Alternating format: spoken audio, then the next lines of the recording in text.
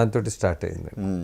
Sir music sir ఈ సినిమాకి సంబంధించి హైలైట్లో వన్ ఆఫ్ ది హైలైట్ అంటే డెఫినెట్గా మ్యూజిక్ గురించి చెప్పుకోవాలి. All songs super hit. ఇక అందులో ప్రియరాగాలే కానివ్వండి, అలాగే కనిపెట్టరో కానివ్వండి, అవి రెండు అయితే ఫ్రంట్ లైన్లో ఉంటాయి. అలాగే అనుకోకుండా అండి మీరు చూస్తే చాలా సినిమాల్లో ఒక 3 పాటలు మంచి పడితే చాలా బాగా ఉన్నట్టు, దీంట్లో 6 పాటలు మంచి పాటలు పడ్డాయి. రాజ్కోటి గారు చాలా మంచి మ్యూజిక్ ఇచ్చారు మాకు.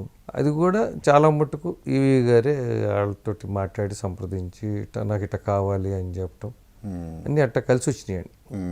సో చాలా మంచి మ్యూజిక్ ఇచ్చారు రాజ్కోటి గారు. ఇవాళకి ఇప్పుడు కూడా ఉన్న ఇవాళ ప్రజెంట్ డేస్లో కూడా సంగీతులకు వెళ్తా అంటే కానీ మీరు అన్న కనిపెట్టరు పాట మస్ట్ అండ్ షుడ్ ప్లే చేస్తారు. సో అది ఇవాళకి వింటూ ఉంటాం. వెళ్ళినా అంటే ఎన్నేళ్ళు అయిపోయి 94 మేము తీసిన సినిమా, ఆల్మోస్ట్ 30 ఇయర్స్ తర్వాత కూడా ఆ పాటలు వింటున్నాం అంటే